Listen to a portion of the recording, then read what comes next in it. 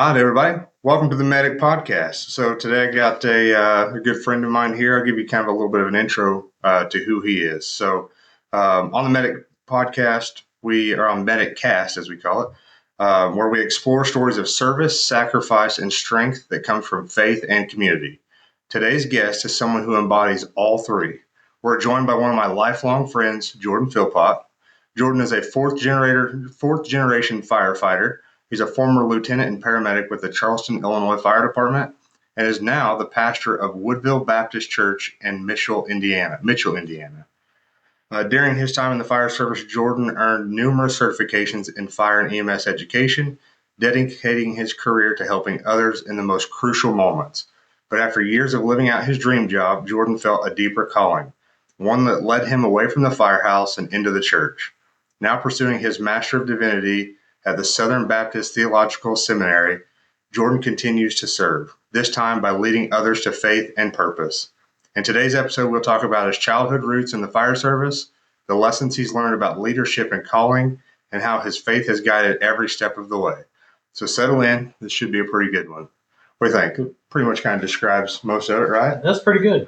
Yeah, so I definitely feel like I could probably talk for an hour about all the things that you've personally done in my life as my friend. And, we'll talk about it a little bit later, but you literally played a guitar in my wedding, and yeah. So that was kind of cool. It was the first dance that we actually got to do with my wife and my kiddo all together. So many times today, singing some karaoke together. And we just said, I'm like, man, what are the odds? We've talked in a lot of microphones over the years, but podcast microphone is definitely not one that I thought we would end up in. But yeah, not the other anyway. yes, right, exactly.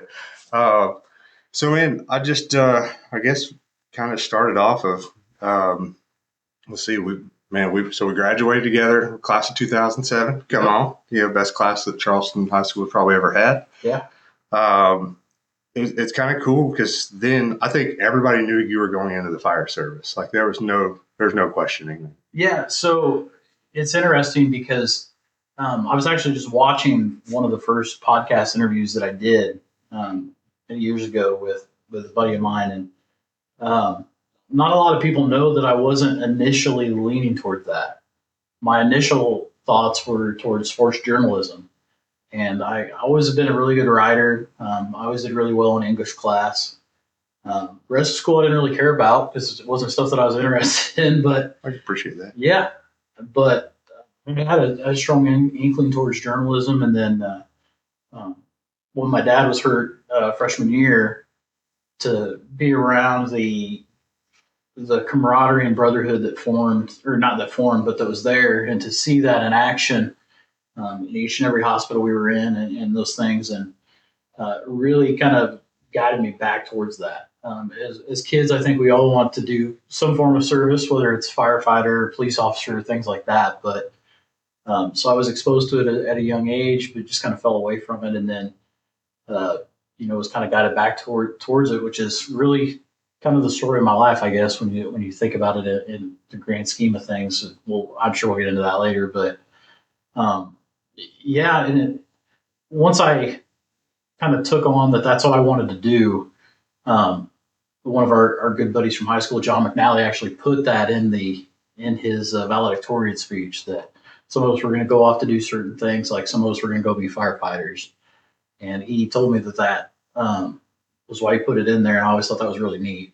That is awesome. That people appreciated that I had kind of a plan, that I wasn't just going to wing it coming out of high school. And we graduated Friday the 1st, June 1st, and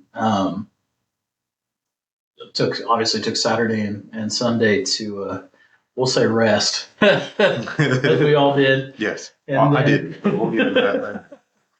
But and then June, so 2nd and 3rd, and then June 4th, on that Monday, I started EMT basic class. Oh, wow. And was right into it and ready to go. And that's kind of how I've always been, that if I know what I'm going to do and I know the direction that I feel like I'm being pulled or being called, then I'm going to do everything I can to prepare myself for it. Which is going to be crazy as we get into it a little bit later and realize how much of truth is to that, as far as where we're at now. Yeah. So speaking of which, I graduated obviously the same day as you on the Friday night. I was actually up. All my buddies were out, having nice, cordial family events and being good kids, right?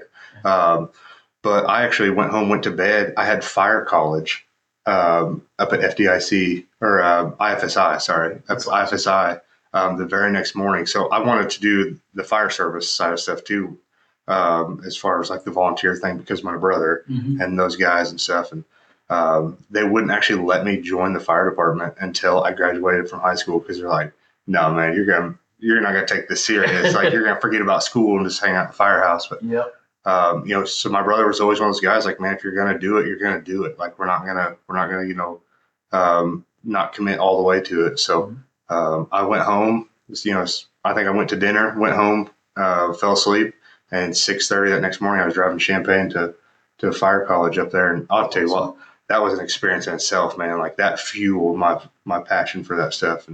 And we'll kind of get into that a little bit too, as far as,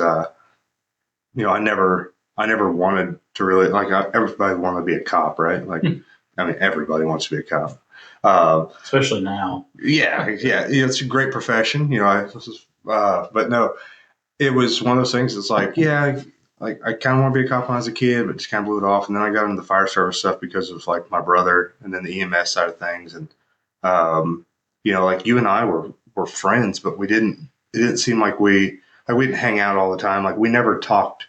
Like, hey man, I'm going to go be a fireman. Like, I think all of us just knew, especially with your dad's situation and him being a fireman, like you're wanting to go be a fireman with him, and like, man, I'll tell you what, like it literally gave me chills just when you talked about, just a little bit about your dad there.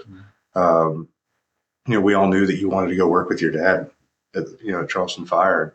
And then whenever he was hurt and you obviously can no longer, my heart broke not only for him, but you as well, and your whole family, and the Charleston Fire guys. They lost an active part of their department at that time too. So, one of the things that's funny about that is that was a goal. That was always something that I wanted, and I don't want to say I missed out because I don't. I believe that God has a plan for all things and that he's in control of all things. And there's a reason that he does things the way he does. But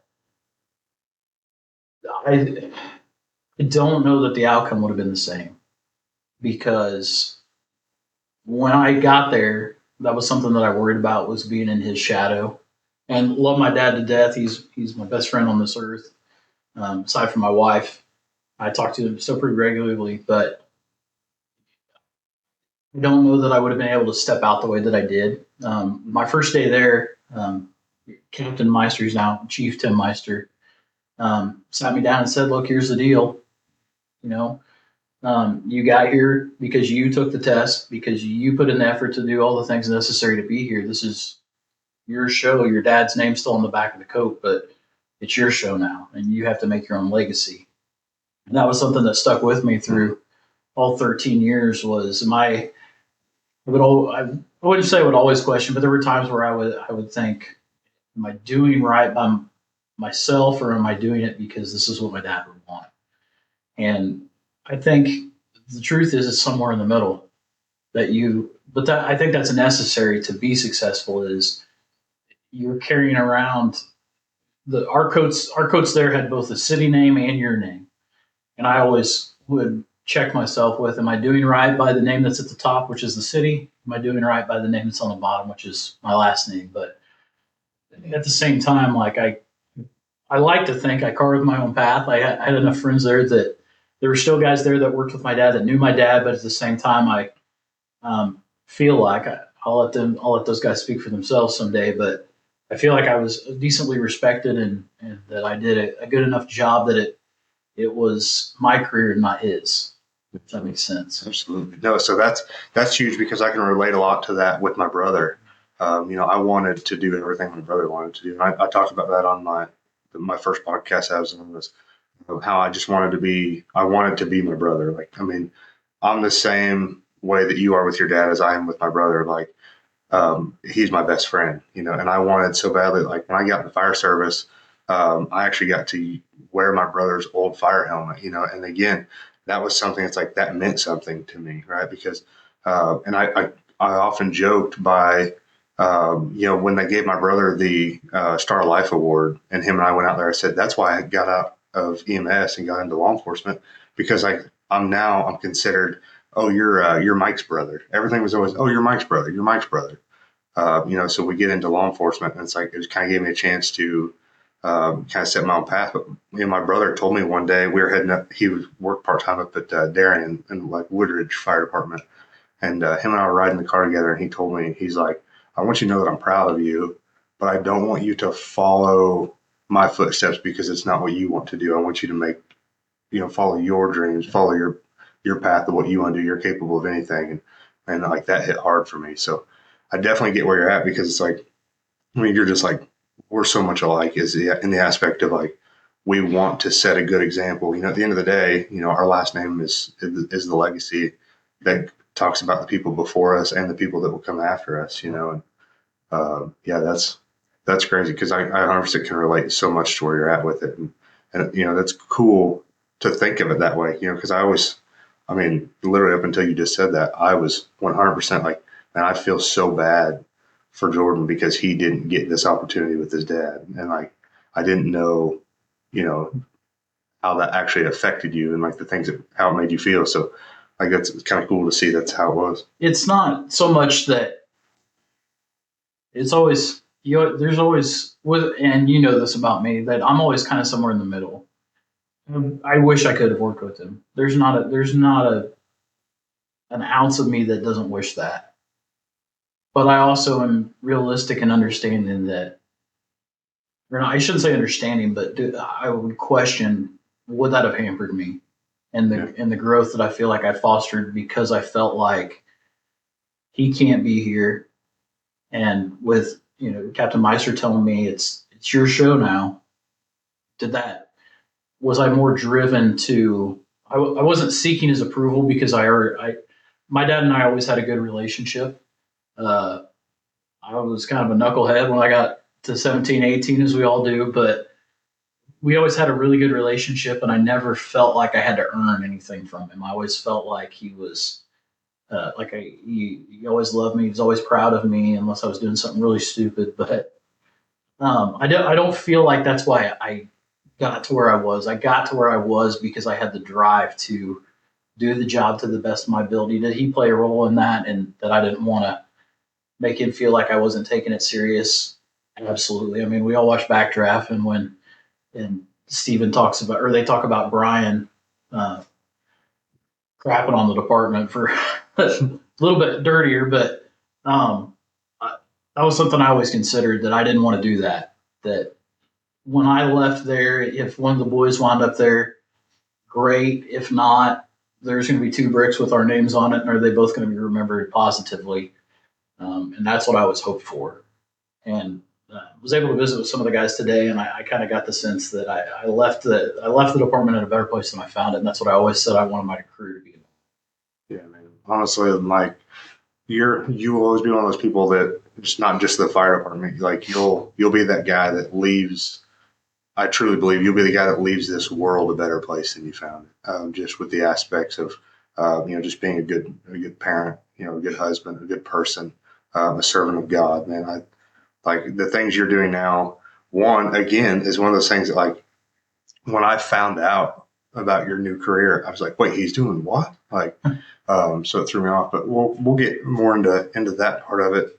While we're on the fire service, how long? So I actually didn't know, what was it yesterday? I texted you. I was like, where are you, 2nd generation? You're like, no, I'm 4th generation technically. So, you have other family members prior to that obviously kind of established the Philpott name in the fire service. Yeah. So my great grandpa and my grandpa, both on my dad's side, were, as the way it's told to me, and there may be people out here that hear this that need to correct it, but I was always told that they were instrumental in getting the Lincoln station put in Lerna. Nice. And started there, and that they were part of getting it going. And then in the late 80s, early 90s, my dad joined volunteer, and kind of got the drive to do it. Worked for a concrete plant then, and then decided he was going to make a career out of it, and had talked to some of the guys on the department to figure out how to do that, and went and did it. Got hired in '97, hurt in 2004, and then 8 years later, I guess they decided they were out of people on the list that were eligible, and they hired me. Yeah, we're in. I understand that. I always feel like whenever I get hired on with all my medical stuff, they're like, "Oh, you're Mike Schwinke's brother. Like, you've got to be somewhat good at this." And then I get into law enforcement, and they're like, "We don't know this guy." So I had to kind of put up or shut up. And then I joke around. It's like, man, like, you guys literally got a recruitment problem here. You got me, but, so for those of you that don't know Jordan, so we spoke on his dad. We made the comment about, he got hurt. So I'm not going to get too much into it just because I don't want him to obviously go through the details of all that stuff. And, but just kind of filling in the blank there. So Jordan's dad was obviously active in the Charleston Fire Department he was doing some work here. You want to explain it? Okay. Yeah, I'll just tell the quick version. Yeah, perfect. I didn't want to put you on the spot and be like, hey, man, tell me. It's weird that after almost 20 years, actually over 20 years, that it's like when it was fresh, it was a big deal, but now it's a part of his story. And it's a part of all of ours as far as our family. But they were building the training facility that's there now, and they were working on putting in the railroad prop. And my dad had construction experience. I talked a little bit about he was worked for a concrete plant, but he also did construction on the side and even before that. But they were unloading some railroad ties. We're going to set it down where the prop went. They shifted on the backhoe that they were using to lift the beams up. And my dad, with, I would say at that point, probably 20 years construction experience. And the way he tells the story is pretty much the same, that he knew better than to step under and try to guide him and keep him from slipping. The guy that was operating the backhoe couldn't see him. He went to adjust, and the guy, because they were shifting, tried to set him down back on the trailer. And my dad was between the ties in the trailer, and they pinned him by his neck up against the trailer. Broke C1 through 4, I believe. I can't remember those specific details, but multiple neck vertebrae fractures and compression fracture of C5. I do remember that one. And then the rest of his spinal cord was compressed. That's one thing that when people meet him, they immediately assume, because he's in a wheelchair still, that he had a severed cord like Christopher Reeves. That's not the case at all. He had a compression, but anytime you're dealing with nerves in the spine, because of the bruising and swelling that went on, he's just never really gained everything back, unfortunately. But it was just one of those things that two people, and the guy that's operating the backhoe, I won't name him, but he did something that he wouldn't typically do. My dad did something that he knew he shouldn't have done, and he'd tell you the same. And it just, two people made two wrong decisions, and it led to something as catastrophic as that. But you've talked to my dad, I think, since then, but he doesn't let it steal his joy that happened. Does he wish he could have stayed working and that he would have never had that injury? Yes. But I think at the same time, he's in a place where he's beyond acceptance, in that he has lived his life to the fullest of his ability since then. He lives in the area he always said he was going to retire to, down in the Shawnee Forest, and with my stepmom and her family down there. And he's my brother and sister that are getting ready to graduate high school. He still goes out. He's got a special chair that he can go out and still deer hunt with and enjoy the outdoors. They have a really nice piece of property, just like they had up here. And that's one thing that's helped me too, is he never let that hamper him once he was out of the hospital and therapies and things like that. So it stinks. It's not something that you look forward to talking to, I guess, but I kind of reached the point where it's just another piece of the puzzle. Yeah, absolutely. Well, and that's, I will say that was kind of one of the things too that drove me to the fire industry, is because of the brotherhood. I was there at the fire station when your dad come home from the hospital, man, and I don't know that you could have put another person inside that fire station. everybody was there to just welcome back, and like the brotherhood and the families, and just the support of that. But it speaks volume for the kind of person that your dad is, but also the kind of person like that you are, because there's a lot of qualities that you guys, obviously share as far as that goes. But, you know, if your dad would have ultimately said, I'm just going to lay around, I'm not going to do anything like for me kind of thing, he had every right to do so. I don't know that anybody other than you guys would have been like, what are you doing? Dude, it would 100% like everyone would be like, hey, you were dealt a bad hand, man. Like we're not here to tell you that you're right or wrong. But for him to take that in stride and continue to live his life to the fullest, again, man, it's that Philpott legacy that we talked about. So with the fire service, how many years of do you have in the fire service? So total years, probably 37 now. Yeah, I need to dye my you beard. can edit that out. This would be 19 years. So I also I started on Lincoln when I was 18. When I turned 18, did some volunteer time there. As soon as I got hired at Charleston, at the age of 23, so I turned my 13th year in May of this year, right before I quit. Right. But so 13 years career, 19 total, and about would it be 8? I guess it'd be 18 total in EMS or running the ambulance. So that's crazy. Yeah. So I worked EMS as well, and so like we actually shared a place. You and I both worked at the same facility, just not at the same time, down Effingham a little bit there. Yeah. And I started my whole EMS career down there. We won't get into details of how great that place was. So the people. I was just thinking about that. Is it once after a business closes, how long are you allowed to not? How long do you have to wait to talk about it? Well, I signed 0 non-disclosures, so that probably says enough. Yeah. Well, and I will say too, man, like we joke about that service, right? But at the end of the day, like the people that we worked with, like those were some of the best paramedics I've ever had the pleasure of knowing. Yeah, absolutely. And the experience you get down there too is different than as close as the communities are. It's a different experience.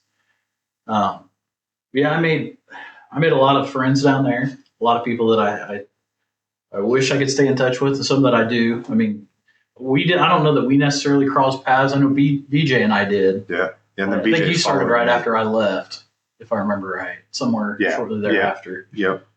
But thanks for the heads up, though. Yeah. Like you could have been like, "Hey, man, don't do it." Probably should. Yeah, that's all right. Friends forever.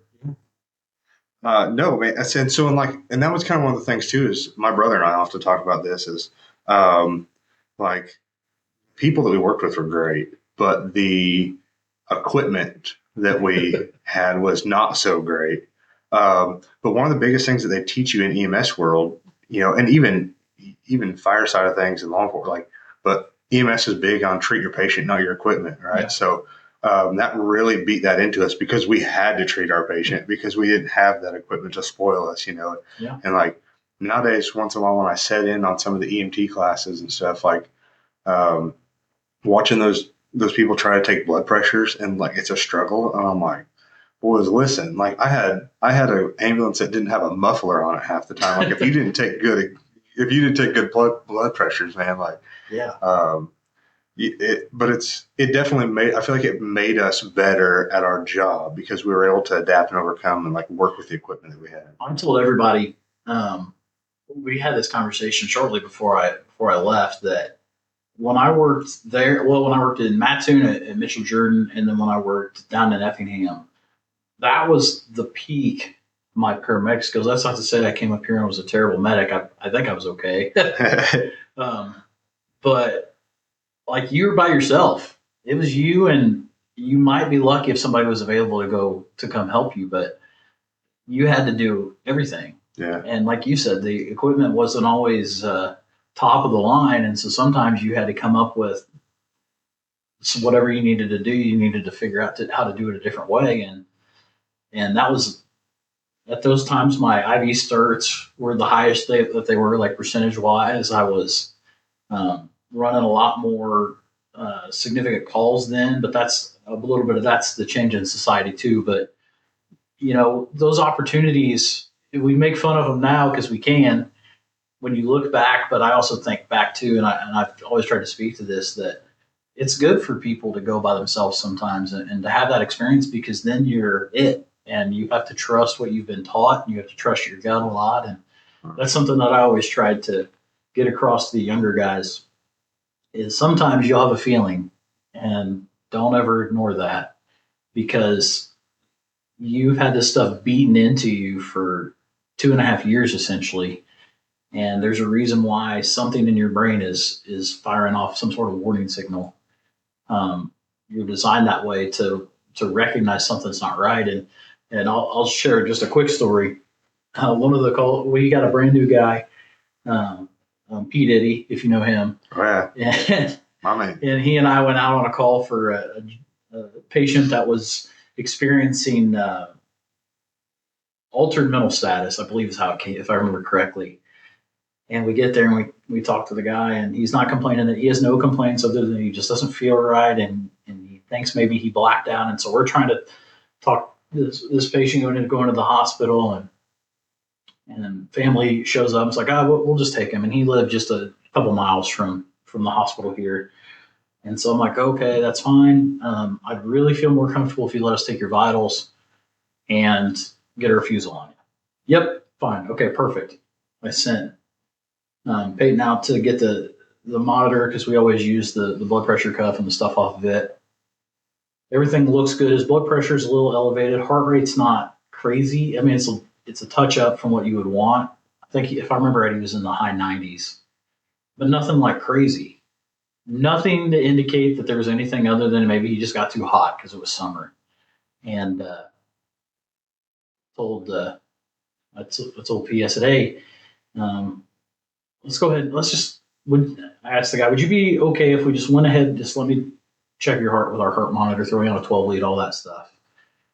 And he goes, yeah, that's fine. I said, it's just for my peace of mind, and it would make me feel better so that when you show up, you're not, we checked out all the R boxes. Yep, that's fine. We hook him up to the monitor, and I no more put the 12 lead on him and watching the monitor, and it's obvious MI. And I'm like, I'm not gonna let you guys take him. As a matter of fact, we're gonna put him in the helicopter, and he's gonna go to the CAT center up north. And you guys like, are you sure? I'm like, I'm 100% sure. And we left that call, and P, we get back in the ambulance. He goes, man, good thing you did that 12. Well, let that be a lesson to you. Always trust your gut in this business, because there'll be times it'll be wrong, and it's better to be wrong than to have messed up because you didn't trust it and missed something. 100%. But that call that's one of those calls that always stick with me, because I was like, oh, I'm glad I did that, because we just about didn't. Yeah, can you imagine? Like, shows up to the hospital, it's like, hey, I signed a refusal with EMS, and like, you did what? Yeah. Like, wow. Man, yeah, it's cool too, because it's like you were trained that way. Like, something in your mind says like, this isn't right. And like, I've listened to quite a few guys, especially like some of the like higher end, like SWAT team, Delta, SEAL guys.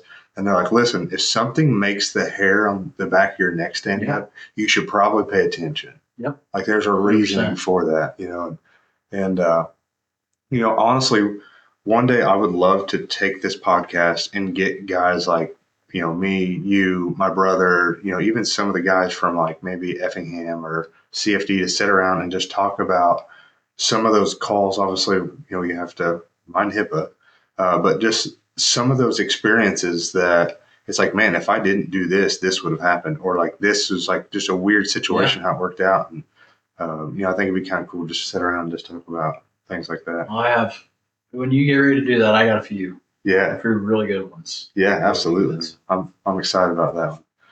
All right. So we got the fire service. Obviously, you got paramedic license, worked several years here in the city of Charleston.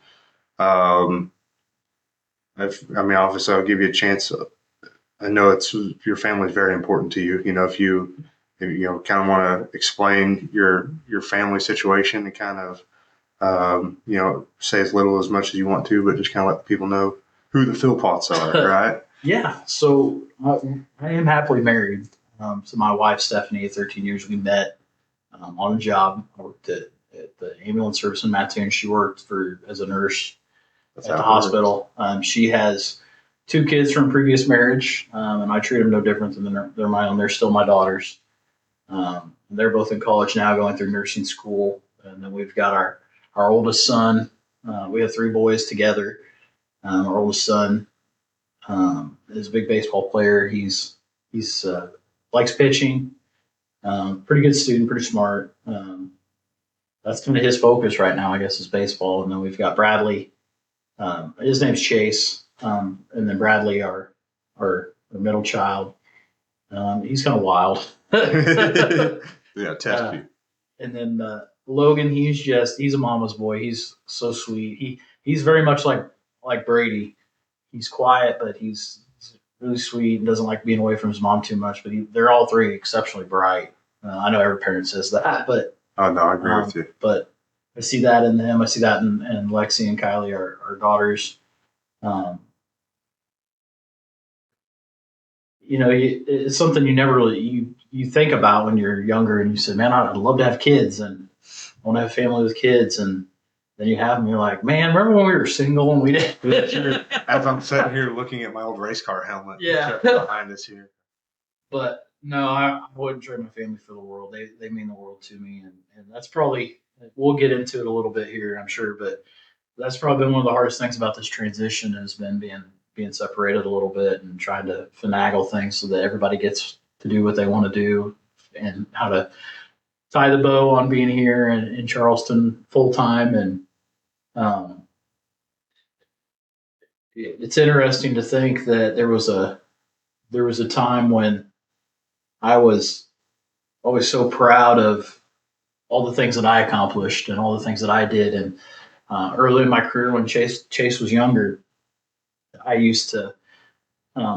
That's when I set it as a goal for myself to try to get all the certifications I could before he grew up, because I wanted to be there for all the games and be there for all the things. And I didn't want to be away at class all the time when he was getting older. And I'm glad I did it that way, because I got everything done just as he was getting ready to start sports, baseball specifically. But I was able to be there for all that. Even when I was on duty, I was able to go to all the games and stuff. And I've always been blessed in that way that I've missed very, very little.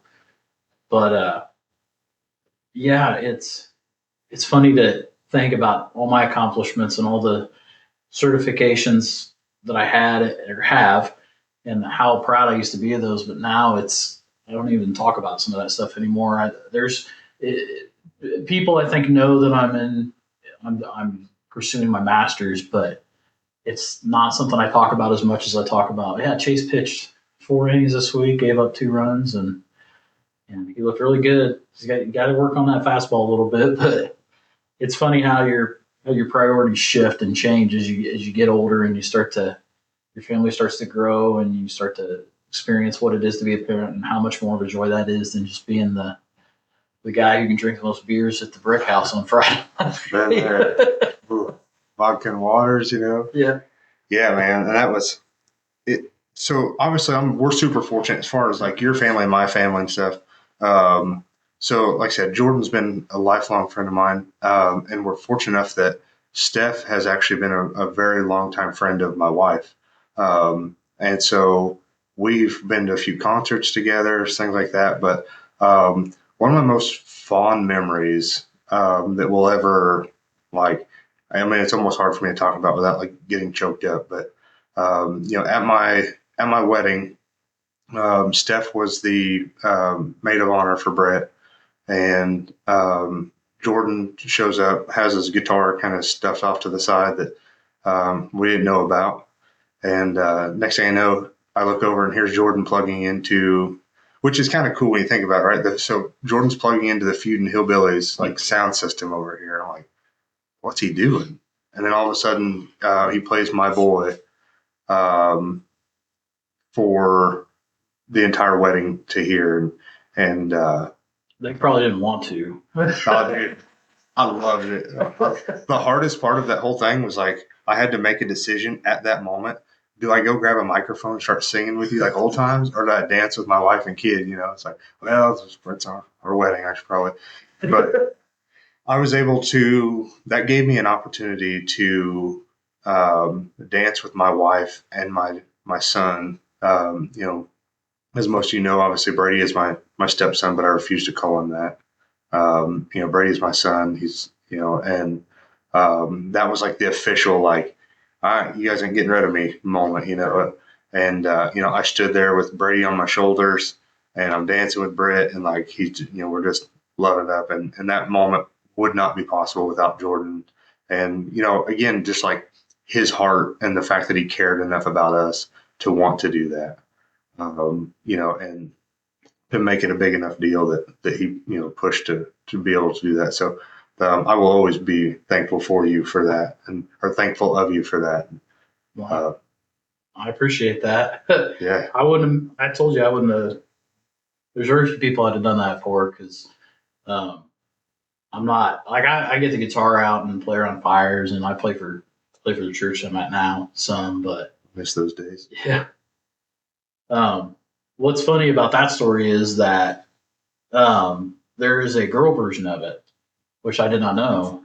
But when Lexi got married this past spring, they did the same thing to me, in that they hid that she wanted to have a first dance with me, and that was the song. And I didn't turn towards any cameras. I'll put it that way. I'm telling you, like that's the thing. Like again, to sit here and think about that, right? Like us growing up, man, like for the longest time, the only thing that I cared about is where the next racetrack is that we were going to, like where was like, and I miss racing and I miss that so much. Like it will always be a huge passion of mine, but like, I think I probably could have won the World 100 and it not meant as much to me as the day that Brady signed Schwenke as his last name on a piece of paper. Like that just hits, and like, and in that song, it talks about how he wrote dad, on that paper. And he's like, well, if it's too soon. And I'm like, man, it's never too soon. Like the only regret that I have is that I didn't get to be in their life sooner,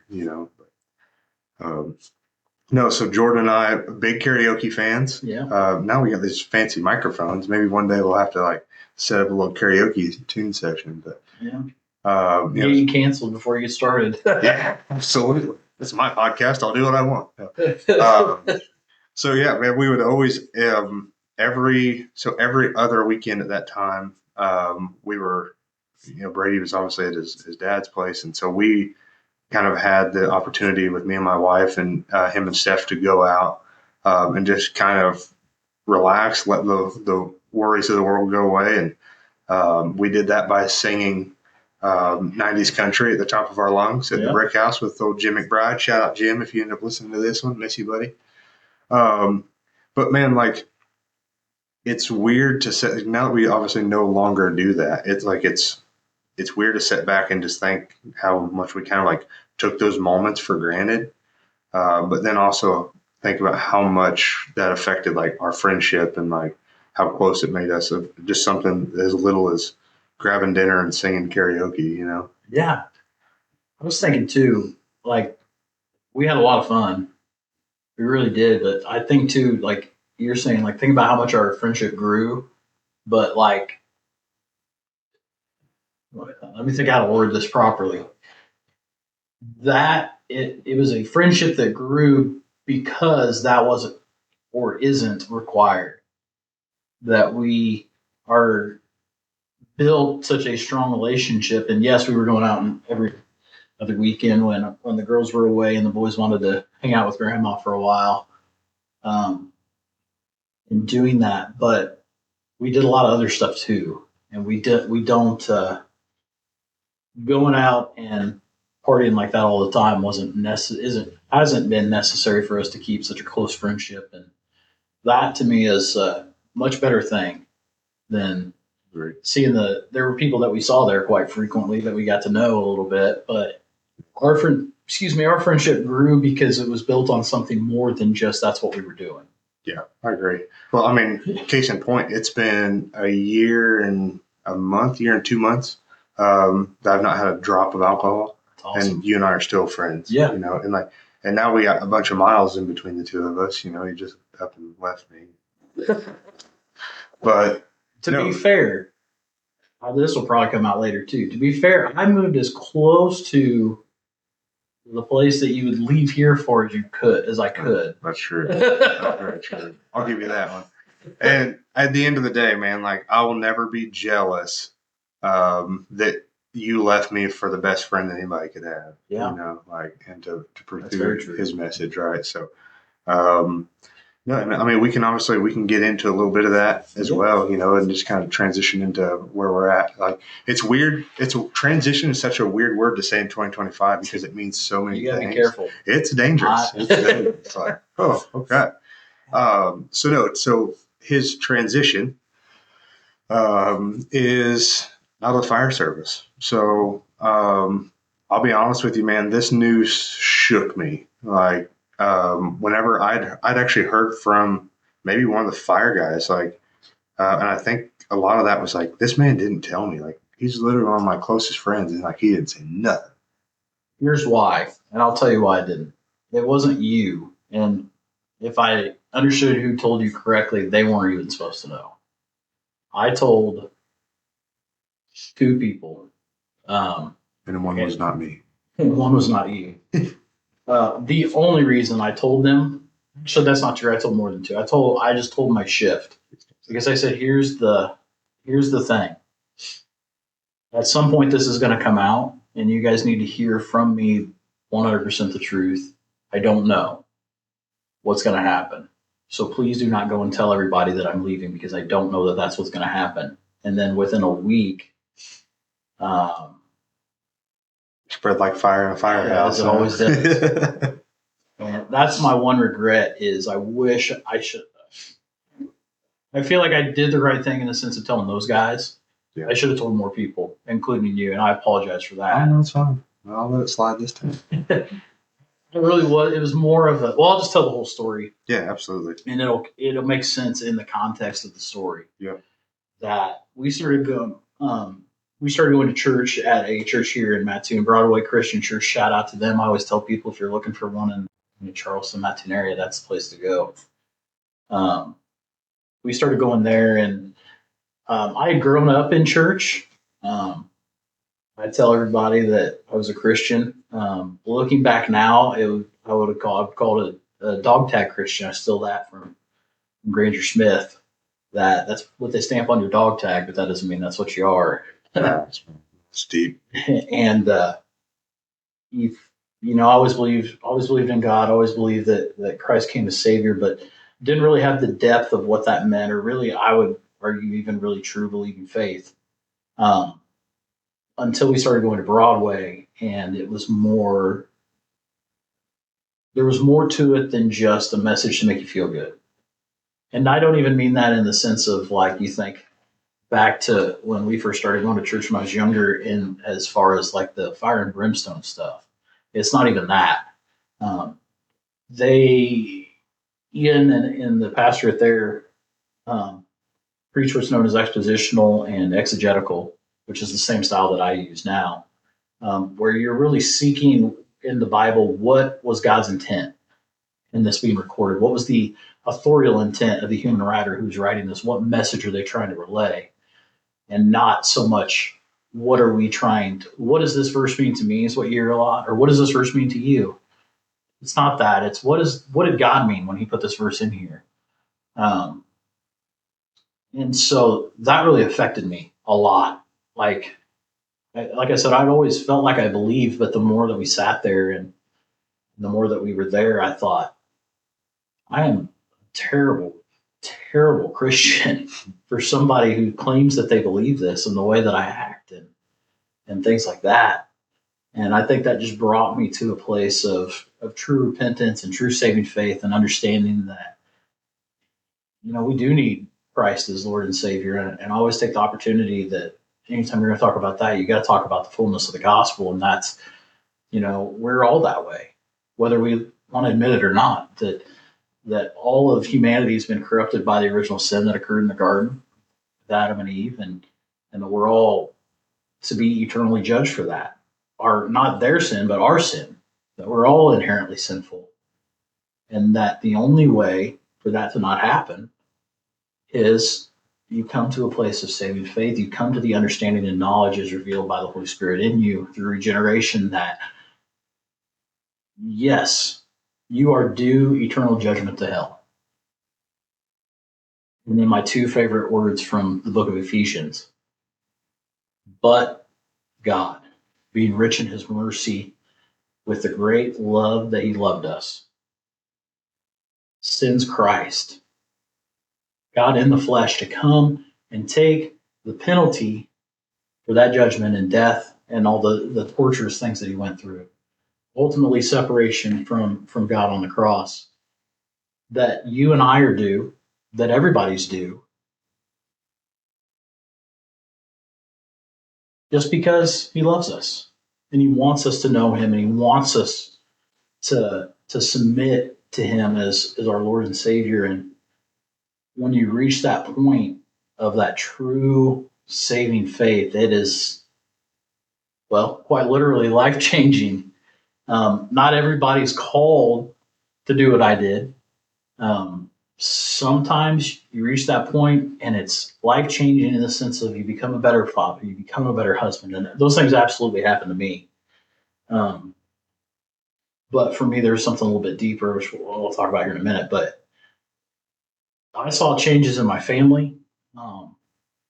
We had friends that were there that even said that they could tell there was something going on. And we talked about it.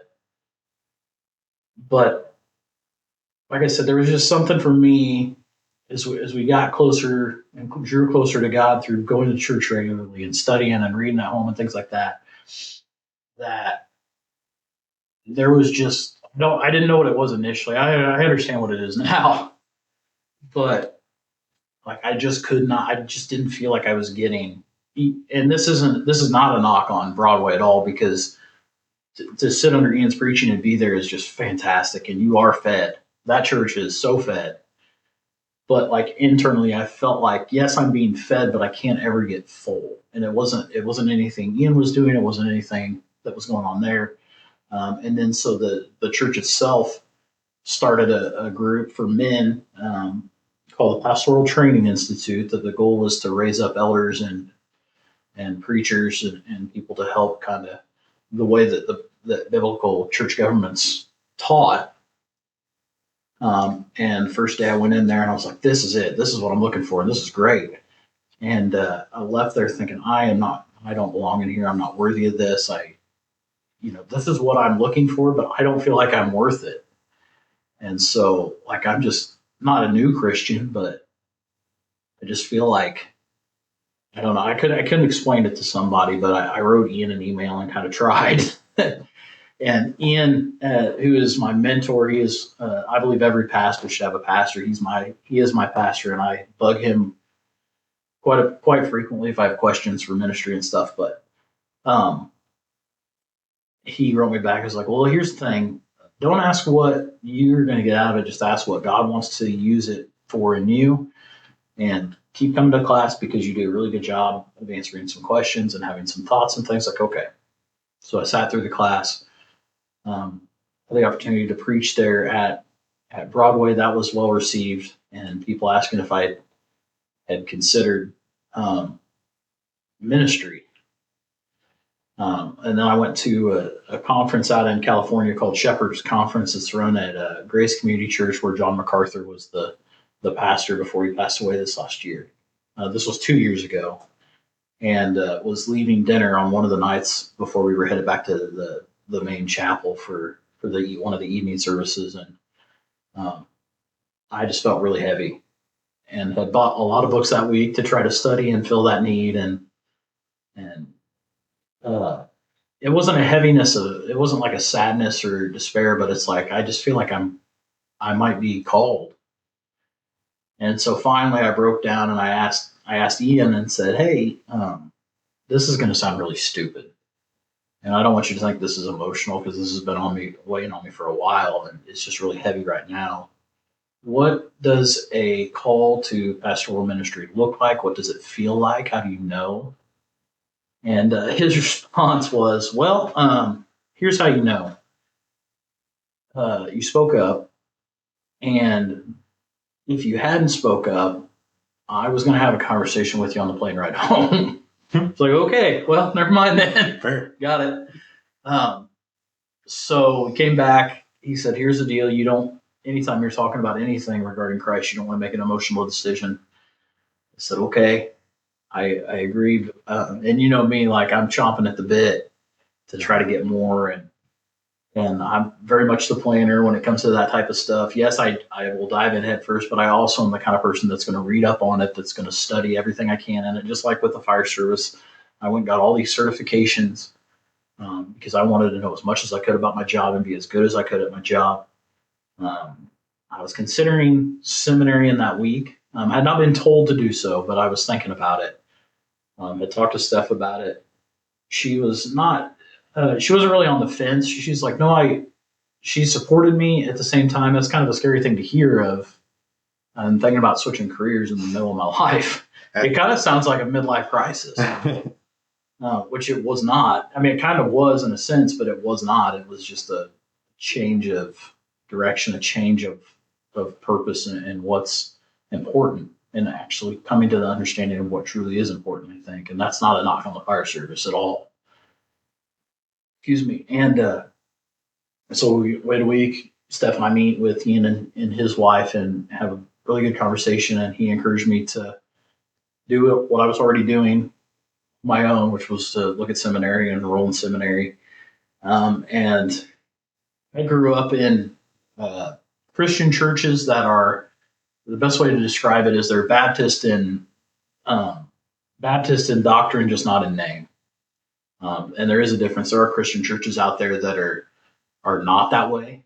A lot of Christian churches now are what are known as the charismatic movement, where you have things like speaking in tongues and all that, those types of things. Baptist traditions typically not like that, and those are the churches that I grew up in. And that's how Broadway is, even though some of the older people that have been there for a while would never admit it. But I always kept coming back. I was bouncing between two different seminaries, Masters and Southern, and everything I read about Southern, all of the faculty there, I had books from. I had bought books from, or all of them, but a lot of them. And there was just I knew my calling was to Southern, and so I started there. And while Southern is a wonderful institution, and I absolutely love every minute that I get to spend online doing classes and studies.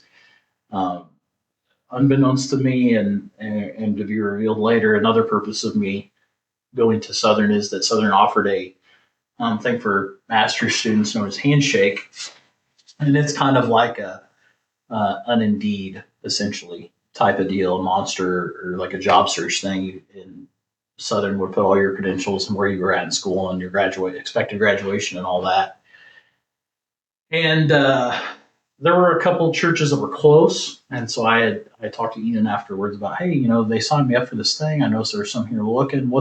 Should I wait till I get my MDiv to apply? And he goes, no, you can take interviews and stuff, and if the church wants you and you feel like it's the right place that God's calling you there, then to take it.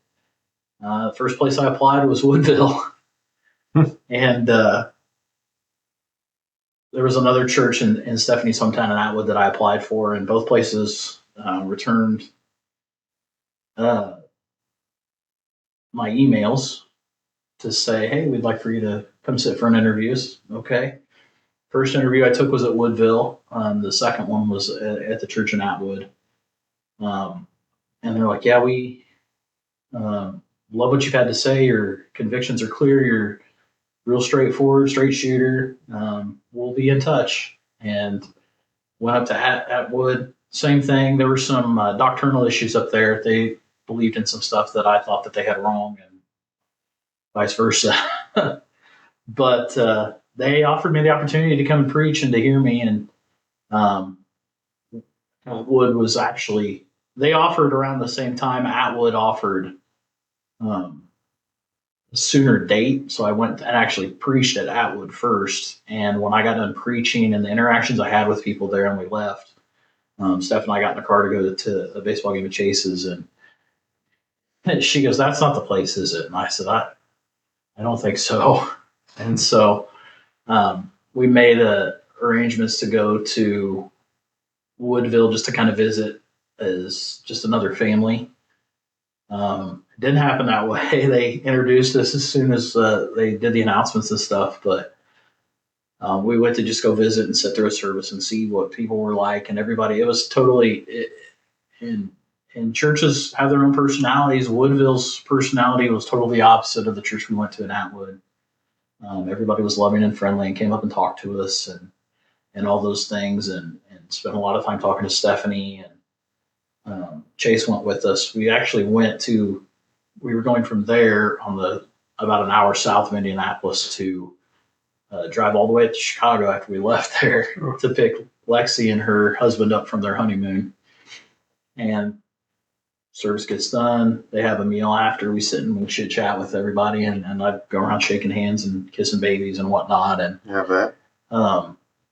Just I've since revealed this, that I knew when I walked out of that interview, I'm like, that's the place that we're going to wind up. I think you told me that. I think so. Yeah. You and I had talked. You told me like, "Hey man, I'm going to go preach a sermon over here," and I think I texted you maybe shortly after that. I was like, how did they go? And I think you were like, me and Steph both said like, this is the place. Like this is where home feels. Yeah, and that was 100% true. She took a little longer to be convinced because it was further away. Yeah. I knew as soon as I walked out of the interview, and I said as much to her, and I said as much to Ian. That's the place. And when we went and visited, we left to drive up to Chicago. I don't think we made it to Bedford. It might have been right before we got to Bedford on 37. And she goes, I was hesitant because it's so far away. And I was, okay, I get it. We can wait and figure something else out. She goes, no, that's the place. I said, okay. She said, call him and tell him you'll take it. I said, okay. And that's when we're like, okay, we'll have you come down for the trial sermons. So, okay. I had to give 2 trial sermons, so I gave those. And after the second one, they called a special business meeting for all the people there. And they voted us in unanimously, 31 to 0 no's. I said, well, somebody must have paid for those votes. So it's like 31 Christmas cards you have to send us. Yeah. No, man, that was I actually think I still have the text on the phone thing, but I text you after your last sermon, and I said, "Well, how'd it go? And did they offer you a job?" And you're like, 31 to nothing. They voted us in. The job. I'm like, oh, well, that's awesome, but you're leaving, So it's like it's funny because I don't tout the 31 to nothing. I tout the fact that we just trusted what we felt in our spirit, and we just trusted God. Yep, 100%. And it's like, even for Steph, who had difficulty with the distance, to say, okay, we're just going to lay it down at his feet, and he will let us know. And I don't think he could have been more emphatic about it. True. Well, that was so it's like the 31 and 0. Although it's like you don't really think about the number side of things, like 31 people felt that you delivered God's message in the way that they would want to receive God's message. Like when you look at it that way, right? Like 31 people said, this man will do right by God, and we want him in our church. I was going to say, I would contend differently. I would contend that 31 people, if that's I'm pretty sure that's the number, but I would contend that 31 people heard me preach the Bible the way God intended his word to be understood. Not necessarily that which is really, I guess, kind of semantics, but I'm real careful about it because I don't ever want it to be it's not my message. Right. Yes, I spend my Mondays studying, and I spend my Tuesday mornings usually writing, And I craft this sermon, but all I'm trying to do is, what does the text say? Not, what does this text mean to me? What does the text say? What is the author trying to deliver here? A lot of times it's not as simple as reading it and saying, okay, this is pretty straightforward. A lot of times you got to get into understanding, okay, what was the background of this? What kind of culture or things are we dealing with here? So a great example of that is in 1 Corinthians, when Paul is telling the Corinthian church that men, it's much longer than this, but he's basically telling men to act a certain way and women to conduct themselves a certain way. And it'd be very easy for somebody to take that literally and read it and say, okay, from now on, men don't take their hats off. Or men, take your hats off in church because it's ladylike to keep your head covered. And women, your head remains covered. You can't, there's no more braiding of your hair. There's no more, makeup. There's no more any of these things. That's not what Paul's saying. It's not for all of the church. He's writing specifically, if you've ever read the first letter to the Corinthians, about a lot of problems that they had. But this is a cultural issue of the way they are conducting themselves in a pagan-like manner, like before they came to Christ. And now they are doing these things that are cultural. He's speaking to a cultural issue there. It's not to be taken literally in the sense of do these very things. Paul is saying there are gender roles, male and female. That's how God created it. And I'll get you canceled on the first one. Don't worry. Yeah. All right. Ladies and gentlemen, it's been a pleasure. Thank you for joining me for my one and only MEDCast. But that's creation. That's what he's really speaking to, is this is creation order. Men act a certain way and conduct themselves a certain way. Women conduct themselves in a certain way. And that's how that we're to be complementary to each other. He's using cultural examples to them of, this is the way that your culture is, so act appropriate to them. Now, when we say that, it's not like, well, look at our culture now. No. He's saying there's creation order. Creation order dictates this. And you're supposed to act the way you're supposed to act. Quit acting like a bunch of heathens. If you're truly Christians, act the way you're supposed to act. And that's the kind of thing you gotta get. So when we say, I read the Bible looking for the exposition of the text. What is exposed in there, and what is exegetical, which is just simply drawing out the meaning, as opposed to an eisegetical, which is putting meaning onto the text. I'm not looking for strictly literal in the sense of we're going to take this verbatim. When I say literal, I mean, what does this literally mean? What is the author's intent? In that case, it's Paul using culture of the day to explain, follow creation order and do what God created us to do. And so it's those types of things. Totally don't remember what I was talking about before we got into that. No, man, that was good. But I remember. My point was, it's that type of stuff that the church is really hungry for, because we've gotten it to where it's this dog and pony show a lot, and it's smoke and mirrors and lights and all that fun stuff. And those things are great for entertainment, but they're not great for delivering the word of God. They're not great for church. And so I think what happened and what I've been told is, I preached my message that I wrote, but I didn't preach my message. I preached what God put in the Bible and just laid it out there for everybody to see.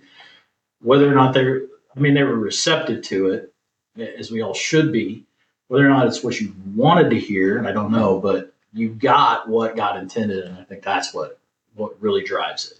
Yeah, man, and I'm a firm believer in some of the best things that you could ever tell somebody.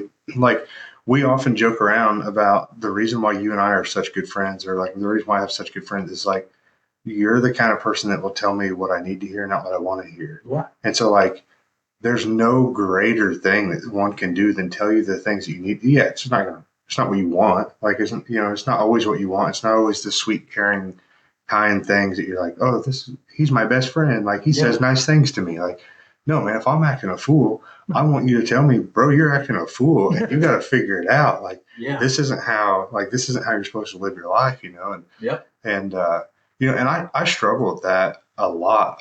You and I have had that conversation about whenever I went out to North Carolina there, and I sat in that fellowship with those guys, and one of the guys that was part of the fellowship, and I follow their fellowship stuff now, is Stephen Griffith.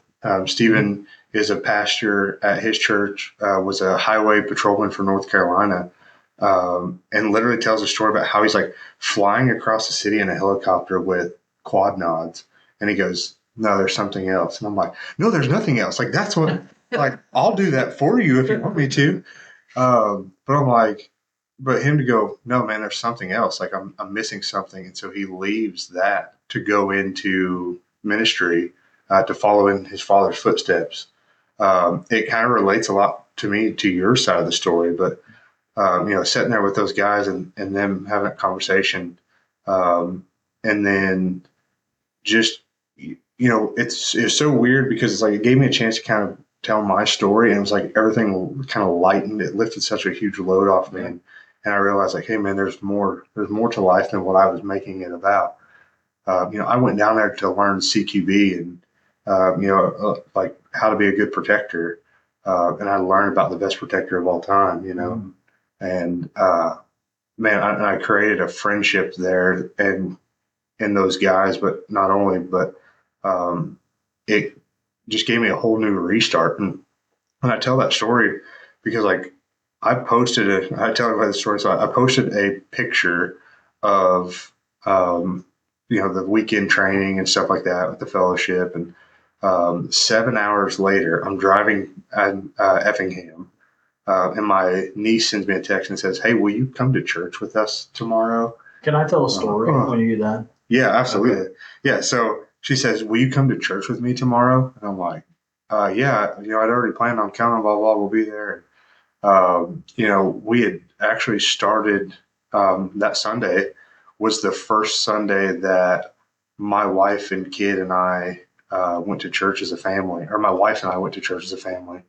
And I tell you with zero hesitation, my life has never been better in the aspect of my faith. We got baptized together, and man, it's been great. But, I was thinking. I remember when I saw that, and I was like, "There is a joy in that." Because I remember, I'm not going to go into details, but I remember having a conversation, and say, I think I'd just really love for you and Britt and Brady to come with us to church at Broadway. Just come one Sunday. And you're like, I'd like to, but I don't know if they would. Okay. Well, I'm not. I mean, you know me. Like, I'm just gonna. I think it'd be good for you, but I'm not gonna push you. Yep. And you're like, no. And then time goes by, and I'm not saying let me be clear. I'm not saying I planted the seed, but there was just a joy in my heart when I saw you guys were going, and then I saw when we talked a couple weekends ago. You're like, yeah, we're getting baptized this weekend. I'm like, yeah, I love that so much because the purpose of baptism isn't what saves you. Baptism is not what saves you. What saves you is you come to that saving faith, and as a public proclamation of that, you get baptized. And absolutely to know, like, yeah, I'm getting baptized. We've been going to church. We believe Jesus Christ is Lord. So like, yes, thank you. Like, even in that to me is like, I hope that's everybody's response. That it's not about like, I didn't do anything. He does it all. And to just know that, like, that's where you guys are at, like that, I couldn't even tell you the joy that brings me. I mean, case in point, theirs. So we come back, we end up going to church that Sunday. That Monday, I worked. So obviously, most of you guys know I'm a police officer in Charleston. So we go on this call, and there's this lady screaming at somebody on the phone. Finally, like, she's cussing at us, everything else, and finally, she comes outside and she'll talk to us. She found out she got into an argument with her family member, and over the phone. And so she finally calms down. She comes out and starts talking to us, and she goes, "Man, I'll tell you what, was somebody, will y'all pray with me right now?" Yeah. She's like, and so we're all kind of standing there like, yeah, we will. And so like we literally stand there, we're holding hands at 11 o'clock at night in this lady's front yard. And she's like, "Man, y'all better talk because God don't want to hear what I have to say right now." And so I'm like, all right, yeah. So, we bowed our heads up and I led the prayer. And I remember literally to a T walking back, sitting in my squad car, and I just kind of looked up and I'm like, "I see you." Yeah. Like I see what you're doing here, and man, it's crazy because, man, I could sit in a room with so many people right now and tell you about like guns and SWAT team tactics and medical training and things like this, but like we never talked about God. Like that was just never a thing that we did.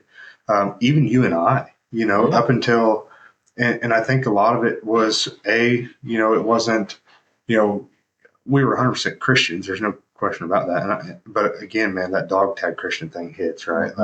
Like I can sit here and tell you that I'm something, but am I something,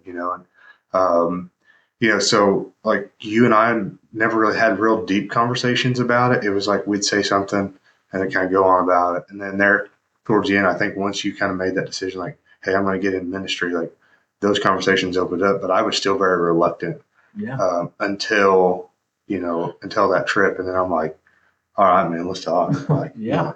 And that's just it, man. It's like, it's hard for people to consider the gospel because we think, well, no, I'm a good person. I'm okay. Like for example, for us, well, we're doing public service. We're out there helping people. We're doing these things right. We're not out being murderers and thieves and everything. And that's not what the gospel is. It's not about, are you the worst of humanity? Yeah. It's about, we all turn our focus to the wrong things.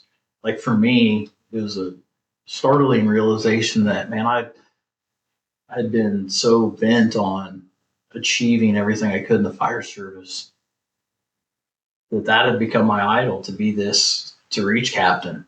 Like that was my idol.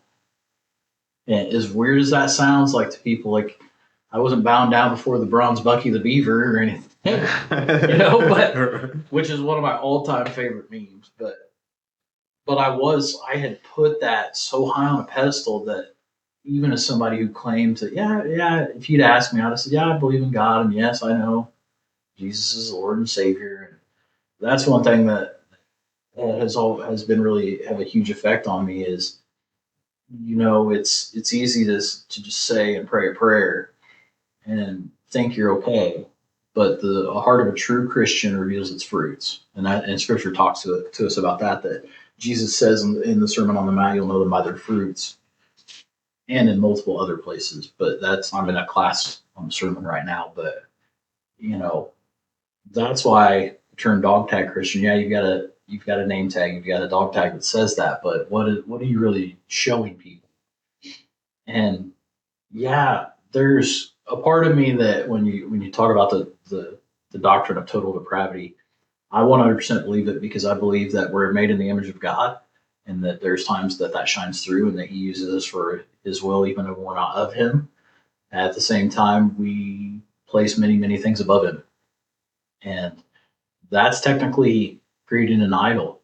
When we think of things like, oh, God wouldn't do that because we hear the gospel and we say, he wouldn't do that to me because I'm a good person. And it's not about that. It's about the fact that you don't worship Him in the way that the Bible tells us that we're supposed to, that we're created to, and that your focus isn't on Him like it's supposed to be. And we think of one extreme of the super hyper Christianized people like Westboro Baptist, and those people that go out of their way to make other people miserable. Like that's not Christianity. But to totally ignore or place other things above God, that's not Christianity either. And how do you what is the right response? Well, the right response is, first of all, you have to submit. I don't attend No Kings rallies because I do have a king of kings. Absolutely. And I wouldn't attend one anyway, but that's a different story. And we're kidding. But anyway, but no, that's what we're called to is, it's not just pray this prayer and you're okay. It's no. He will save you. He absolutely will. But it requires you to repent, which is the Greek word for that is to turn a 180, to turn your mind from sin and turn back towards God. And the other side of that is to confess, to acknowledge, to speak out that no, I am a lowly sinner. I may not be, the Ted Bundy or Jeffrey Dahmer or whoever, but I do recognize that I don't worship God as we're called to, and that I fail to meet the standard of the law. And I understand that because of that, I'm unworthy. But God, in the richness of his love, has provided a means by which I can take on the righteousness of Christ. It just requires me to use common parlance now, bend the knee, and to submit to his will and to all things for him. That doesn't mean that you pull yourself out of the world and go live as a monk. We're actually called to live in the world, but not of the world. So what does that mean? Well, we live in a way according to the teachings of Christ so that others see that in us. And that's something that I can tell you I absolutely was not doing as somebody who wanted to be a Christian. That I was failing at that miserably. And that was kind of the first eye-opening thing of, no, I need to do this, this, and this. And it really is a draw in your heart when you recognize that. But then you reach a point where it's like, hey, yes, it's difficult to talk about, but the best way I've heard it explained is if you had the answers to the test and you were allowed to use them, and you had others in your life that you came across that this test is life or death, you the pastor, you don't, would you hide those answers? Or would you keep them for yourself? And that's part of why I think it gets easier.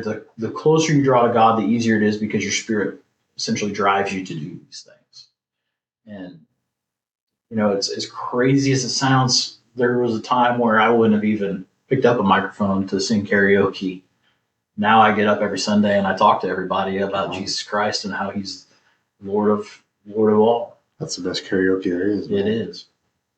Well, that's what, it's crazy to think too, because you're talking about, to say, yeah, I'm a Christian, but do your actions match? Like, are you doing things that show that you're a Christian? And like, kind of going back to your fire service side of things, you said that your whole legacy was like you wanted to make sure that you're doing right by the name on the bottom of your coat, right?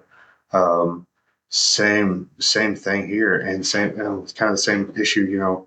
I wear this cross necklace that belonged to me. I gave it to my grandpa when he kind of got sick, and then they gave it back to me whenever he passed away, and I've not taken it off. And I wear the little cross bracelet that my kiddo got me, which is awesome in itself. But the other side of that, man, is it's no different.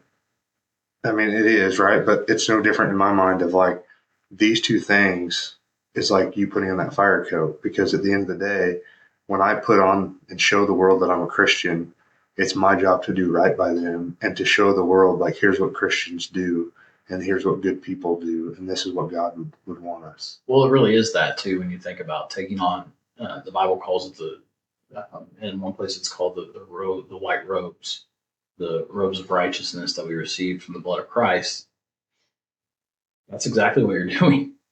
Are you, and if you, to think of it in that sense, yeah, are you displaying well for the name that's on the robes? Yeah. I just talked about this in a fellowship a couple weeks ago, man, and it's been killing me ever since. So, went to one of the SWAT team trainings on my own, but one of the guys that's on the team is very much like God doesn't exist, like the atheist, like it's not a thing. And on my outer carrier, we had some patches made that says "God is my point man," and so like that was kind of a cool thing to me because it's like truly that's the case, man. Like God's leading me everywhere. He's the first guy. Like, and so I get ready to throw my stuff on, and I reach down and I pull the patches off my outer carriers. I put it on because I'm like, I don't want to have this argument with somebody over something like this. Like I just worked 12 hours. I literally didn't sleep. I'm coming to do training. I'm here to train, not have an argument about God. And I'm like, what are you doing? You know, like, dude, it's been eating me alive. And like, Stephen told me, he's like, don't dwell on that, man. Like the fact that it bothered you means something. That's conviction. But man, it's just like in my mind, I'm like, I'm sitting here training how to be effective in my job as a law enforcement officer. And like, I've always said, like, I want to be that guy. Like, if you want your house, if you're moving and you need somebody to help move, just saying, I want you to be like, let's call Schwinky. Like, if you and I go into a building together, one of our good friends, Albert and I tells that story. Like, we go into the building together, there's an alarm going off, we see a gun here, and I look over at him, I told him, I said, we're going home today. Like, I want to be that dude that if I'm there with you, you're like, okay, we may not be great, but man, either A, we're going to get through this, or B, we're going to have some cool stories. We're both making the paper, but it's like I'm sitting here trying to be better and trying to make myself better, but I'm not willing to have that argument of, a simple argument of like, God is your point man. It's like, but the same note, I don't know that he would have argued with me. I just didn't want to have the conversation. Here's the good news. Okay, so Jesus goes to the garden with the inner circle. James, John, Peter, and Andrew, or not Andrew. Sorry, James, Peter, and John. They go out. Jesus says, "Sit here, pray while I go and pray. Go away and pray." Jesus prays. He comes back. Everybody's asleep. He yells at them, "Are you sleeping? I'm going off to pray again. Stay awake." Comes back. They're asleep again, and he says, "Listen, the time's here. They're here. They're getting ready to come in." And within that time, Judas brings the temple guards and all that. They come and they arrest Christ. And right before this, Jesus has told Peter, "You'll deny me 3 times before the cock crows." And Peter said, "I would never." We've been through all this together. Peter is the one in the book of Mark who proclaims Jesus as the Messiah, the Jewish Messiah, or where we get the Greek term is Christo, which is where we get our English Christ. Most people don't know that. Christ is not his name. Christ is the title that he carries. But anyway, no, we've proclaimed you, and this is all paraphrased. We've proclaimed you. I would never abandon you. And Jesus goes to they arrest him, take him to the trial. Peter's sitting outside of the area where the trial's taking place, and a woman comes and accuses him. "Wait, we saw you with the Galilean. We saw you with him." "No, that wasn't me. You're mistaken. It's somebody else." More of the crowd comes, starts calling him out, recognizes, "No, we know you're one of his followers. You're a disciple of Christ or of Jesus. You're a disciple of Jesus." "No, that wasn't me." Third time, more people come. "No, that wasn't me." And the rooster crows, and Peter immediately recognizes that what Christ had foretold happened, that he denied him before all these people, and he runs off crying. Mark writes it as weeping bitterly, not just like sad, like he is distraught about it, eating him up, you might say. Yeah. And but look further ahead to the book of Acts, in that Peter is one of the stalwarts. He's the one that gives the message at Pentecost when the Holy Spirit comes. He is the one who is one of the main speakers at the Jerusalem Council. He himself is one who witnesses to numerous people in the book of Acts. He goes so far as to become a problem, in a sense, for Rome, preaching the gospel message, that they execute him. And he says, the legend is, and it's, for the most part, it's accepted as truth, that he sees himself as unworthy of Christ, and so he's crucified upside down. But before all of that, he denies him. And there's moments that, whether it's by confession or I don't go to church, or action, we do things. And I'm not even talking about pulling the patch off. I'm talking about things like maybe you were a little bit rude with that cashier. Maybe you were, unnecessarily mean to somebody. Maybe you were a little bit rough with people. I'm not saying you. Yeah, I mean, no, in general. But there were times even after we started attending church, and I believe that we came to true faith. That inside, I used to make the joke with one of the guys there. I say, I go on a call, I come back, and I hate people just a little bit more each day. Yeah, dude. I literally just had a conversation with 2 of your paramedics yesterday. Like, whew. And tonight, but like think about that mindset. We were talking about this morning when I visited with them.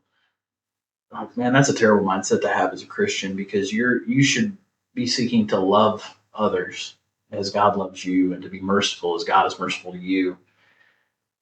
And that's just it, man. He's merciful. Like, yeah, I made a mistake. I messed up. But what you're describing is conviction, is recognizing in your spirit, like, man, that wasn't right. I shouldn't have done that. And I believe in perseverance of the saints, or eternal security of the believer, that once you're a true believer, you're always a true believer, that you can't lose that, because God gives you salvation. So how could you ever, if you didn't earn it, how could you ever lose it? But we also do things that I'm pretty sure you got to suffer a little bit for. Now, I'm not saying you're going to stub your toe on your way out of the basement this morning. Well, I mean, I did take my truck yesterday to have a sensor put in. And they're like, well, we're going to leave it with me. I got to do all this diagnostics. It could be this or it could be that. And I'm like, oh, no, man. Like, this is supposed to be a 20. It's like, all right, yeah. But I mean, we think we need that conviction to keep us on track. But we got to remember, like, man, yeah, I screwed up, but I didn't do. But the other part of screwing up is that I didn't earn my salvation in the first place. It's a gift of God. It says in Ephesians that it is a gift from God. He gives it to you. He gives it to you, and because it does not of any of your works, anything you've done. If you didn't do anything to earn it, you can't really do anything to lose it. You can act like an idiot sometimes, as we're all wont to do. Even Paul himself says, I do that which I do not want, and I do that which I do, or I don't do that which I do want to do. Like, here's the thing that I found in reading that. Like, that doesn't mean go off and do whatever you want, you're fine. What that means to me is, man, if Paul, the consummate Christian and follower of Christ, who gave up, he was at a very high level of Judaism. He says that of the Jews, I was essentially the Jew of Jews. Man, if he messed up and he recognizes that, yeah, sometimes the believer has those problems. Who am I to consider that I should be perfect? Yeah. And that's just the thing. Like, in this world, none of us are perfect. That's why we need Christ. But yes, we are saved and we are sanctified, drawn closer to Him through study of the Word and through the Spirit. But we're not made perfect. We're not glorified until the end. And that's what we got to remember. That focus on the good stuff. Focus on the works that you're doing for God, that God is doing through you, and not how bad you mess up sometimes, because we all do. Yeah, absolutely. But if we keep our eyes ahead on the goal and on the prize, and keep moving the plan forward, and keep pursuing the gospel, keep pressing forward in the work that He has for us, that's what gets us. The work is not what saves us. Let me be very clear. The work is not the saving thing. The work is an outpouring of your salvation. You are saved, therefore you are driven to do these things. And it just shows you being drawn closer to God and to Christ in the fact that you recognize those things, that you see in yourself, like, man, I shouldn't have done that. Man, we've all said that. I can tell you that with 100% literally certainty. daily. Oh, I shouldn't have used those words. Oh, I shouldn't have said that thing. Yeah, Oh, I every time shouldn't we have review ignored that body person. cam footage. But man, that's where use the conviction in a positive means of, you know what, next time I'll leave it on there, and maybe he argues with me, maybe he doesn't, but it does. The other side of it too is it doesn't have to be an argument.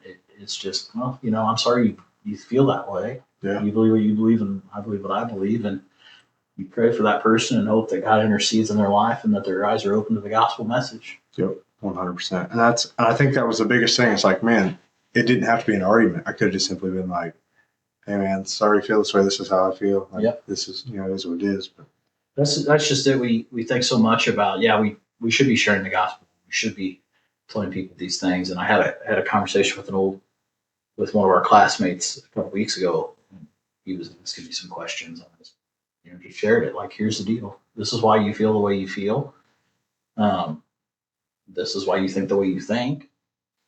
All of us need Christ. This is my recommendation to you on this. And he was receptive in the sense that he listened and was like, hey, you know, thanks for talking with me, this and that. I don't think I'm going to go to church. Like, okay. You can share the gospel, and you know what? Sometimes God uses us just to plant the seed that somebody else waters and grows. 100%. And you know what? The Great Commission at the end of Matthew 28 tells me this is what I'm supposed to do. Go and preach the message of the gospel and spread the message to the ends of the earth, and to make disciples of all nations and baptize them in the name of the Father, Son, and the Holy Spirit. It doesn't tell me that every single time I do it, it's going to be successful. Oh. And ultimately, that comes down to my belief and understanding from reading the text, the scripture, is God's sovereignty is in all things. He has told me to do this thing, share the gospel. Done. Share the gospel. It's up to him at that point if this person comes to a place of saving faith or not. But I've done what he's asked of me.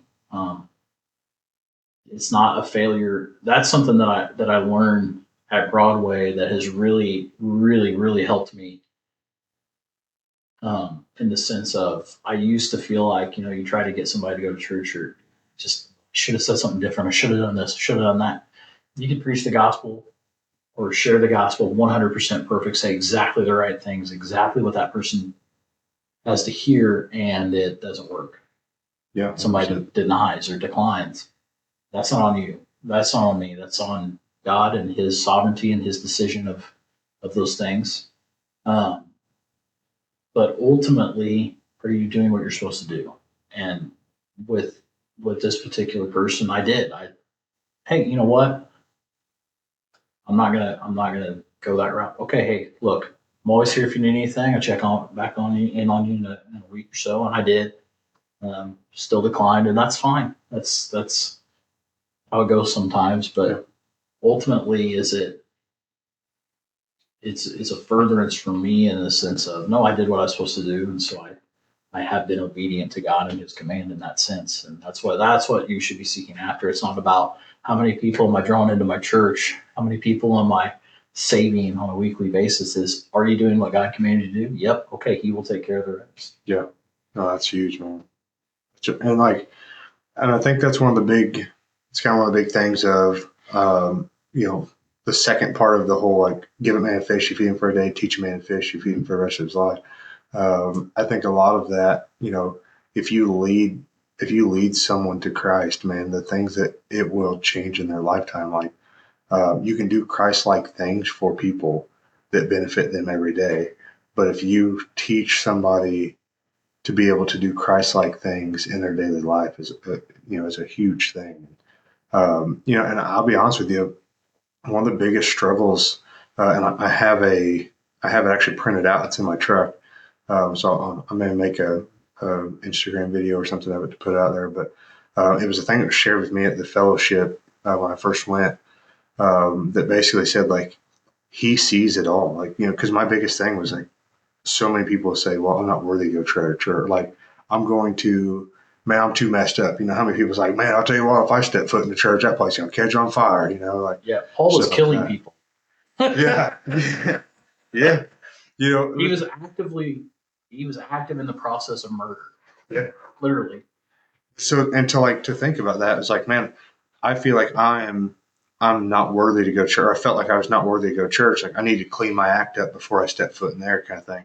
Man, and they shared this thing where it basically said like, he sees the computer searches, he sees the drugs, he sees the drinks, he sees this, and it's not that he doesn't want you to clean up. He wants you in the raw form because you are like he needs you. He wants you, and it's not it's not the sins that you're committing. It's the fact that you're silent about it and you're not actively trying to follow him and to love him. And, so with that being said, anybody that's listening I truly encourage you to never feel like you're not worthy of church, right? That doesn't make sense. Like, one of the biggest things that they say is like the 99 and the one, right? So God, left 99 people to go find this one lost soul to bring it back, and they rejoiced about this. They were excited about this. So like that's a big thing. So that being said, I want you all to understand that like you're not perfect. You don't have to be perfect. None of us are perfect. But how we go on about our lives and try to live Christ-like determines so much of it. And I challenge you all to, with that being said, my wife and I, we found a church that we go to. We go to the Fields Church in Mattoon. We love it. We go there with my brother and my family.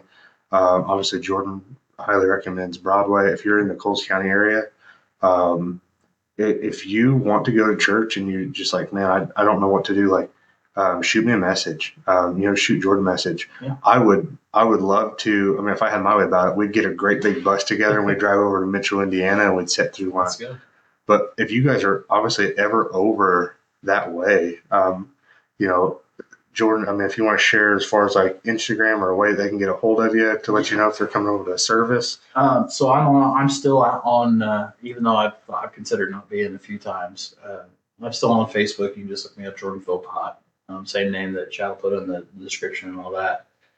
I'm on Facebook. I have Instagram, but that's really for doom scrollings. That's true. But and then the church itself has a Facebook page, Woodville Baptist Church. You just look for the 3 crosses at the top of the page.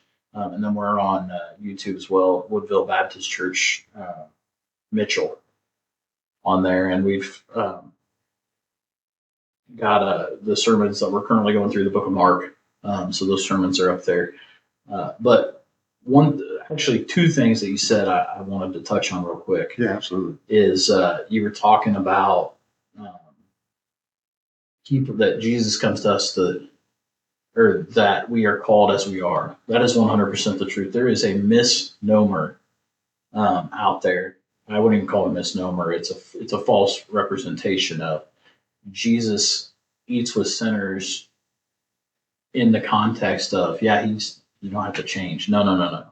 Jesus eats with sinners. He comes to the people that are in those positions as they are, so that as you get to know him, as you are drawn to him, as you are called to him and you're saved, then you start to do the things correctly. Then he changes your life. Then he will.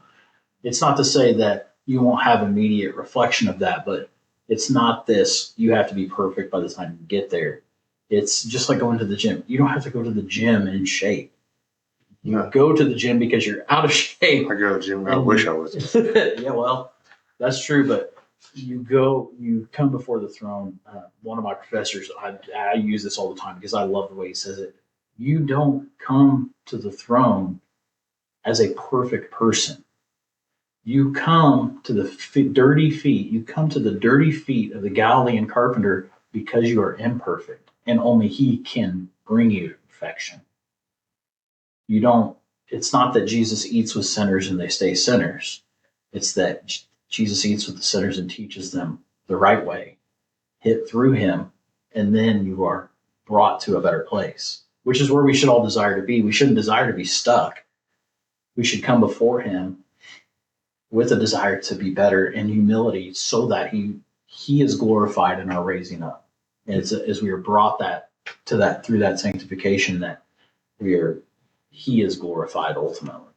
Yeah, I mean, case in point, one of the things I often say is like, healthy people don't go to the doctor, right? No. Like, unfortunately, being a paramedic, we seem to think that there are some people out there who are healthy. They're like, I'm going to the doctor. But, healthy people don't go to the doctor. People who need, like, you don't go visit a surgeon just because you want to say hi kind of thing. Like, you go because you need help and you need the grace and their abilities that they have. And, that's straight out of the gospel, man. That's exactly how Jesus addresses it. Is the Pharisees come and say, why are you eating with these people? And Jesus says, it's not the healthy who seek a physician. Yeah. That's exactly how it's worded. And maybe not verbatim, but that's exactly what Jesus says. And he's calling attention to the Pharisees who think that they're perfect. It's really a flip in that, yes, he's acknowledging, yes, these sinners come to me because they know they need me. Yeah. But you who think you're perfectly healthy don't realize that you're actually sick and dead inside in the position. Yeah. And that's exactly what you're speaking to, man. Well, and on that point, one of the biggest reasons why my wife was so reluctant to go back to church is, she was kind of forced to do so as she was younger. But like the conversations that we've had, her and I've had, is like, not knocking the church that she went to, but back then it was very much like, you dressed super nice every Sunday. You did this. Like, if you weren't a part of our church, like, you were an outcast. Like, there's like the in-group kind of thing. Yeah. And so it was crazy. We had, because Britt was one of those things, like, you have to wear, like, the guys wear ties and stuff to church on Sunday. And one day we were up here and Britt's like, I don't know what I wear. And I said, babe, wear whatever you want to. God doesn't care what you're wearing to church. He just cares that you're there. Yeah. Like, my kid wears basketball shorts and a Powered by God shirt, a Powered by Jesus shirt. Like, man, just go. Like, you don't have to dress fancy. You don't have to, you don't have to be a perfect person. Because oftentimes the people who, as you said, oftentimes the people who think that they're perfect are actually off the farthest thing from. Because they, in their mind, they're perfect, but it's just like, at what point, like, into whose standards, Yeah. That's why when Jesus teaches at the Sermon on the Mount, there's a lot more to it than this. The sermon is so deep, and it's one of the reasons why it's the most studied of all Scripture. But in the middle of the sermon, Jesus lays out, I did not come to abolish the law, but I came to fulfill it. When he speaks to that, he then follows that up with, there's a verse in between, but the verse that ends that particular section says, unless your righteousness is greater than the Pharisees, you will not see the kingdom of heaven. And we think, okay, what does that mean? Well, then he goes into laying out the law in a more, like, the bar for the law is already so high, these 613 Mosaic standards that Moses brings down to the people. And it's like, man, these things are impossible. Like, I'm sorry, I like bacon wrapped shrimp. How can we keep this? And then Jesus says, no. It's not just that. Like, don't murder. No. Don't even hate after somebody. And we're like, man, the standard's so high. How could we possibly get it? Part of that understanding is you can't. You need him, and his righteousness is what fulfills that. But there's more to it. The Beatitudes, the word blessed that opens them at the beginning of the sermon, is better translated as flourish, or to be successful, to have happiness and joy. But then you look at what the Beatitudes are describing, and all but one of them is negative. That people are poor in spirit, or they're humble, that people are mourning, that people are hungry and thirsty for righteousness, that you have to be a peacemaker. You can't be somebody who goes and seeks after vengeance, or is violent, or things like that. You can read through all of them. The people who are persecuted are blessed. So it's the opposite of what the world would see. People aren't successful because they are all these things. Yeah, you're successful in the world, but where are you spiritually?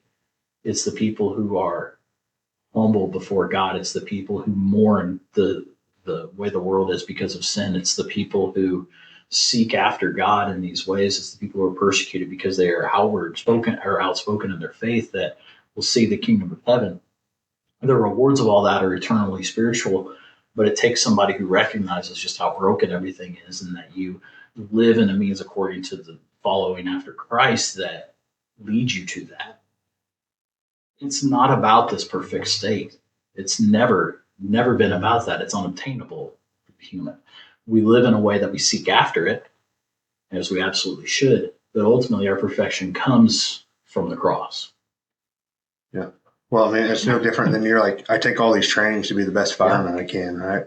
So vice versa, I think we all need to strive to, do our best to be the best Christian, the best follower of God. Blake Cook once said, he's like, we were talking about like different, am I Christian? Am I Baptist? Am I this or that? And he's like, man, most importantly, I have a relationship with God. Yep. Like whatever name you want to put on it, go ahead. But I have a relationship with God, man. Like that hit, because it's like, that was huge to me. And, well, my friend, it's been wonderful. Yeah. Obviously I would recommend anybody if you're over, so like Bloomington, Indiana is about 30 minutes away from Mitchell. So if you're ever over there for a Indiana Hoosiers game, obviously if you want to catch a good service before you go back home, or even if you're over in that area, I would recommend, swinging by the church there and, talking to Jordan. And, if you end up joining them, obviously we would love for you to tell them like, hey, I heard you guys on the MEDCast, just to, because ultimately that's what this is for. Like, we're not just two buddies sitting here. Him and I could have this conversation on the phone. Yeah. We could have this conversation on the phone, and we do, but we want to put this out there that, hey, we're just two people, just trying to get through life and, and just be godly people, and to show you that, hey, we're not perfect. We never were perfect, but, a guy that I listen to says, the whole practice makes perfect thing is not true. It's kind of one of those things of like, perfect repetition makes kind of like that standard. So it's like, you can't practice to be perfect because you'll never be perfect. But if you can do the right things all the time, or not all the time, but to your best ability, obviously puts you in a better place. And so with that said, man, I greatly appreciate you swinging by here, taking time out of phone. Yeah. Obviously your phone's been going off here a little bit. People probably like SOS, making sure you're okay. So Jordan actually drove over from Indiana to be a part of this podcast, and they're still kind of dealing with the transition side of things as far as like family moving there. Kids. We got one kid in school here, two over there. His wife's working, so they're trying to get everything sorted out. So I appreciate you taking time out of your schedule to obviously make this happen. And I don't know if I personally told you this or not, man, but I'm proud of you. I appreciate it. So you've been killing it, man, and you're a great example. Not only as a person, as a Christian, but as a father and a husband. And we appreciate you. So I appreciate that. Let's do it again sometime. Absolutely, let's do it. Let's get together and we'll tell some cool stories like we're talking about. So for sure. I didn't have it over here. So as part of this, we were talking earlier. I said, everybody gets a gift kind of thing. Like at breakfast, I bought breakfast, and I said, he's like, man, you don't have to buy breakfast. I'm like, you think Sean Ryan makes his guests buy their dinner the night before? He's like, yeah, but he also gives guns as gifts. So I'm not that cool. Even though Indiana's a lot better as far as gun stuff. I'm going to give you one of those Stop the Bleed kits, the bleeding control kits. Obviously, I think you may or may not have a little bit of experience with using one of those things. So I'll get you one of those. You can take back, either throw it in your truck, give it to the church, whatever you'd like to do with it. But again, man, we appreciate you coming on. I'm proud of you and love you, brother. I appreciate you. Love you, my friend. Absolutely. See you guys.